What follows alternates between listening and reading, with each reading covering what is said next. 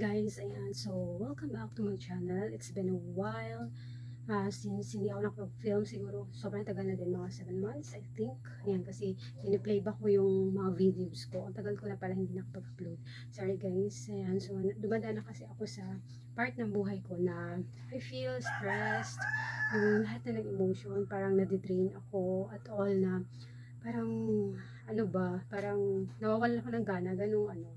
So, kung sa mga nakakaalam pala, di ba na OFW ako abroad, Dubai, sa Dubai noong 2000, ano ko malis 2020, I think December, yan, so December 21, ay, 21 yata, tapos dumating ako, ay 22, then dumating ako ng Dubai is 23, ayan, so, 2 years yung contract ko, then, ganito nga guys yung nangyayari kasi, so gusto ko i-open up sa inyo kasi parang kung hindi ko i-open up, sobrang bigat sa pakiramdam na mag 24, 2024 na next year, pero parang gusto ko ilabas na to, so gusto ko ilabas yung sama ng loob ko, hindi siya totally sama ng loob, kumbaga gano'n na rin kasi wala naman akong masisisi na tao or wala namang involved, ayan, so gusto ko lang malaman yun na yun, nag-struggle talaga ako sa mga bagay-bagay. Ayun, gusto ko lang din i-share.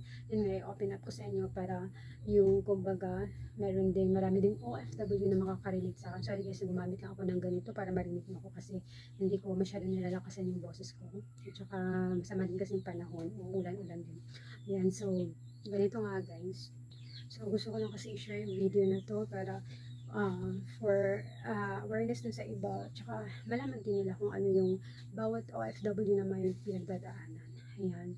So guys, yun na nga, yung unang yung unang kumbaga months sa Dubai, siguro 1 to 4 months. Yan, okay naman ako doon. Ayan. So yung kumbaga yung tawag nilang ano ba yan? Yung homesick, ganun, hindi naman mawawala yun. Andun na yun eh. Kasi syempre malay ka sa family mo. Hindi naman mawawala yun. Yung pagod, puyat, kasama yun sa work. Hindi ka pwedeng hindi o hindi ka pwedeng tumanggi dahil kailangan mo, ikaw yung nangangailangan, hindi yung employer mo. Ayan, ano kailangan ng employer talaga, kailangan ng mga kasambahay, ganun, pero mas kailangan mo, ikaw yung nangangamuhan. Ayan. So, share ko lang sa inyo ito guys. Yun na nga, 1 to 4 months ko, okay ako doon. Okay, as in, parang wala akong pinoproblema, ganyan. Parang nag-iisip lang ako na trabaho para may padala, ganun. Tapos may ma-provide para sa ginugol kong pangarap. Ayun, so, yun. Tapos, for 5 months ko na doon, pataas. Parang doon na nag-start na ano ba to, ganyan, ba't ito ba yung pinasok ko, ganyan, hindi naman siya question, Lord, bakit, ganoon, so wala akong masisisi talaga, kundi gusto ko to, ganyan, so, open ko lang sa inyo guys, para din, mailabas ko nga talaga din yung sama ng loob ko, ayan. Yun na nga, nag-start na yung amo kasi namin is dalawa lang sila, walang bata, siya lang talaga, medyo may edad na rin, tsaka yung anak niya is malaki na din, kaya hindi naman siya alagain, pero may, bukod yung bukod yung katulong niya, bukod yung katulong ng nanay niya, so, kumbaga, tatlo sila sa room ng anak niya, kami sa labas, halo-halo na, so, kumbaga, na siya, all over, ganyan. Tapos yun guys, okay naman yung mga kasama, ganyan. Kung marami kasi kayo, syempre ma-stress ka rin sa mga kasama mo kasi makikisama ka. Ayan, alamin mo yung mga ugali, pakasamahan mo, ganun. Okay naman kasi napag-aaralan naman na yun. Tapos sa work, yun yung doon ako nahihirapan kasi guys, struggle talaga ako. Yung bagang gusto ng amo mo na yung perfect ka na, ganyan. Gusto niya na alam mo na lahat guys, hindi yun ganun. Hindi ganun kasi syempre unang mo pa lang doon, dapat hindi mo yung kumbaga mabusisi, ganun. Yung dawas mabusisi, lahat ng trabaho na naka-line up, although pag everyday mo naman na siyang ginagawa is parang napapractice ba't madaling nila sa'yo. Siya kasi guys is parang gusto niya agad-agad perfect, ganun. Tapos na-stress pa ako yung sa kasama ko na nagtuturo sa akin kasi alam mo may pagkamataray. Ang totoo lang sabihin ko may magpagkamataray. Yung gusto din na alam na yung tinuturo niya sa akin. Parang gusto niya kabisaduhin ko na lahat. Ganun. Siyempre hindi ka naman perfect. Meron talagang mga bagay na nakakalimutan mong gawin. Yan. So guys, na-stress ako kasi ako yung laging pinapagalitan, ayan, ako lagi yung ganyan, sinisisi, ganyan. So, yung mga 5 months ko dun, talaga guys, sobrang struggle ako na parang sinasabi ko sa sarili ko, parang gusto ko na umuwi, parang gusto ko na mag-quit. Ayun. Pero, hindi yun ganun basta-basta guys.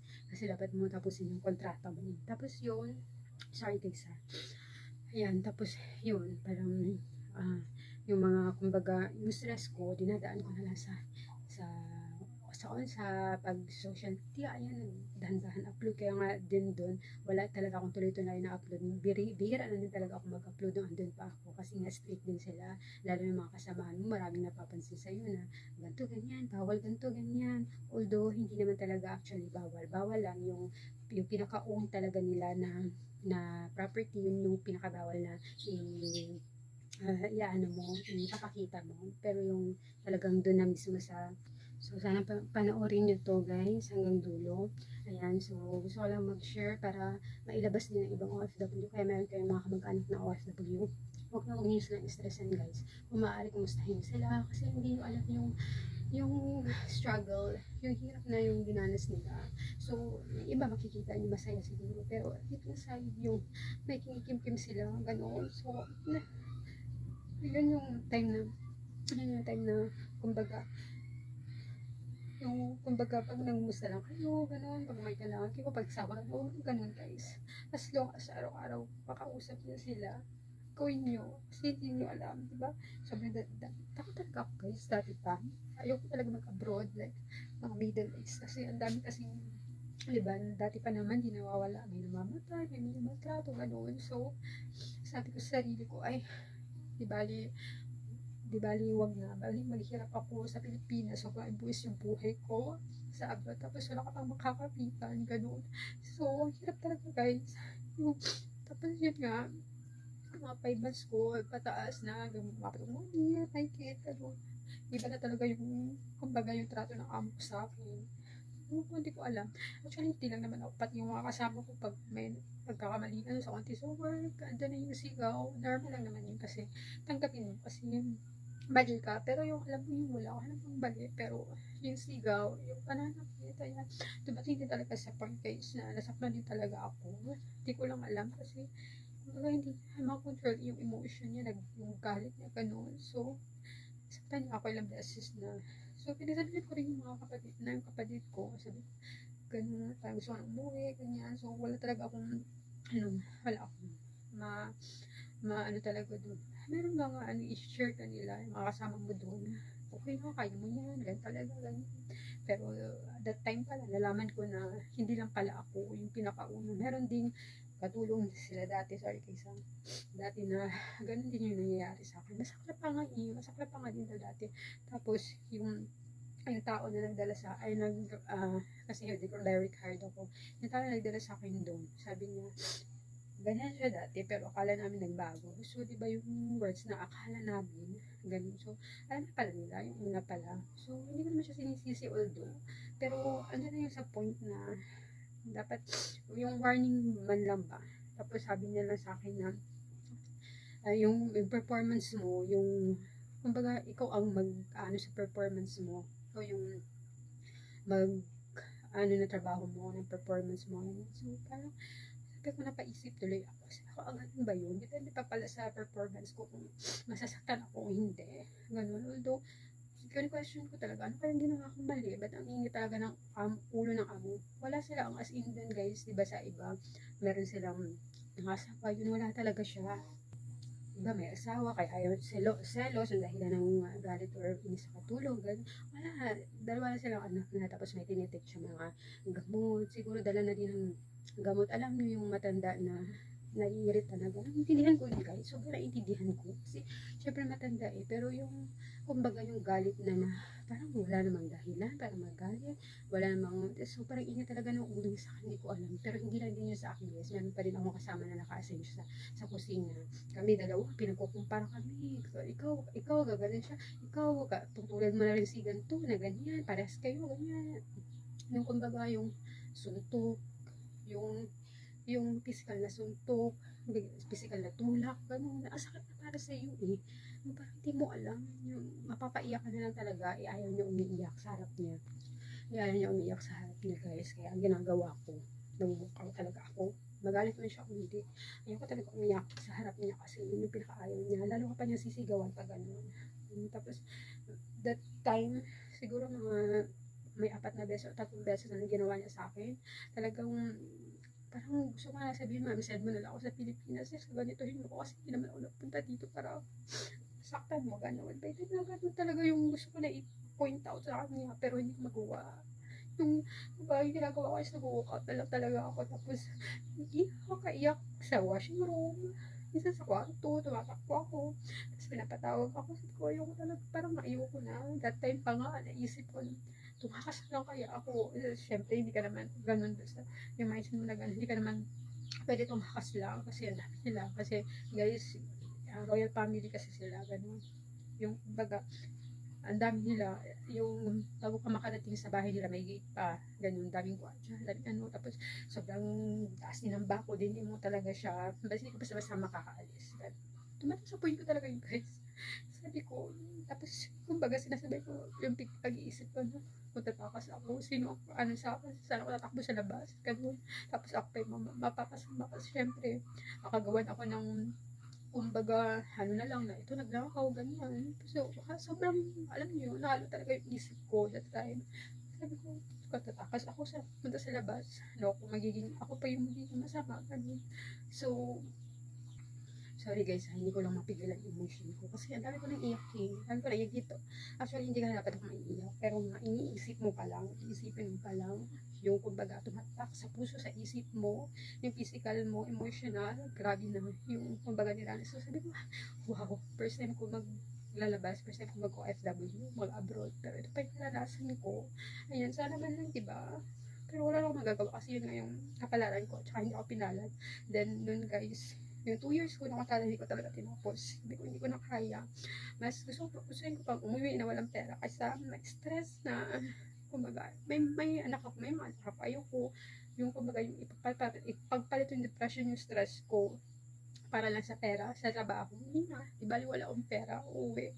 Basta yung kumbaga, wala na yung sa isip ko, yung magiging komportable na ako. Alam, yun, hindi ko tinapos, yung kumbaga, nagpaalam ako sa kanya, dinahilan ko na lang yung anak ko, yan, kung ano man ang dahilan, yan, so dinahilan ko na talaga na yun, para payagan niya na ako kasi, pero, nung mga sinasaktan niya na ako guys, ano, sinabi na niya sa akin, isasend ka sa Pilipinas kung hindi ka pa umayos. Tapos sarap na sagutin talaga guys, pero hindi ko magawa. Kasi nga, ang nasa kapangyarihan sila. Wala ako, ano lang ako, chinenay lang ako. Wala akong ano, lupa lang ako. Nasa langit sila, ganun.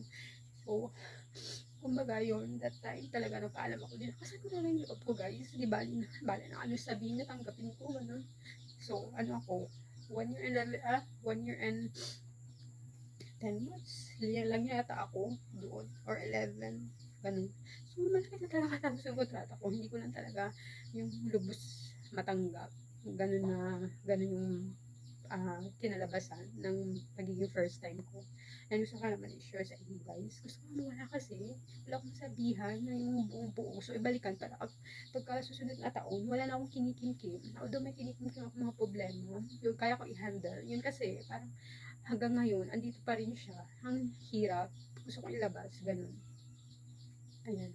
So, sana napanood niyo to para, kumbaga, lesson learned na rin sa inyo. So, yung nagpaalam ako sa kanya, ganyan, pinayagan na ako. Ayan, nakauwi ako ng Pilipinas, ganyan.